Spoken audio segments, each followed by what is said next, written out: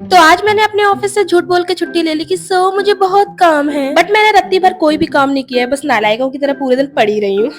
पड़े पड़े मुझे भूख लगने लगी, तब तक मेरे फ्रेंड ने ये गाना बजा दिया और मुझे यहाँ से खिसकना सही लगा। किचन की हालत देख के मुझे तो मेरी अम्मा याद आ गई। बट इन रियलिटी अगर मेरी अम्मा को पता चला कि मैं इस तरह से किचन रखती हूँ तो उनको मुझे अपनी अम्मा याद दिलाने में टाइम नहीं लगेगा, यानी कि मेरी नानी। प्लीज मेरी हालत पर मुझे जज मत करना, मैं सिर्फ एस्थेटिक बनने का ढोंग करती हूँ। मैं क्या करूंगा, इसमें हुई ऐसी। सामने कैमरा इस वजह से थोड़ी सी सफाई भी कर रही हूँ, अदरवाइज इतनी भंड किचन में ही मैं अपना काम निकाल लेती हूँ। ना ही मुझसे घर में काम होता है, ना ही मेरे ऑफिस में मुझसे काम होता है। मेरे ऑफिस का काम देख के मेरा मैनेजर मुझसे कहता है, मैम आप काम तो कुछ करती नहीं ऑफिस में, इससे अच्छा आप छुट्टी ही ले लो। मैंने भी कह दिया सर आप मेरी छुट्टी अप्रूव कर ही दीजिए, बट अपना दिमाग ना खाने के लिए मुझे आप दुगनी सैलरी देंगे क्या? बाकी शाम में मैं और मेरी फ्रेंड बाहर डिनर करने जाने ही वाले हैं, इसलिए शाम को मैगी बनाने का फैसला मुझे सही लगा।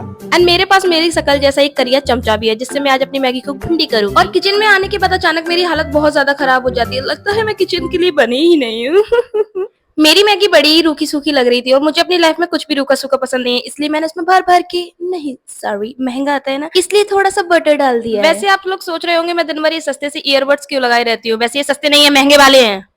मैं सिर्फ किचन के बाहर ही गंदगी नहीं रखती हूँ, मैं कबर्ड के अंदर भी गंदगी रखती हूँ, क्योंकि जैसा कि मैंने स्टार्टिंग में बोला था मैं सिर्फ एस्थेटिक बनने का ढोंग करती हूँ, सफाई तो रत्ती भर मुझसे होनी नहीं होती है। वैसे खाने को तो इस पैन में भी मैं खा सकती थी, बट मैं डेस्टिनेशन वेडिंग करना चाहती हूँ एंड मैं नहीं चाहती मेरी शादी में भर भर के पानी बरसे। और यहाँ देखो मेरी एक्टिंग, भला मैगी से भी किसी का मुंह जल सकता है यार। और यहाँ पर मैंने अपनी गंदी सी मैगी को भी अच्छा रिव्यू देकर अपना मुंह छुपाने का फैसला किया है।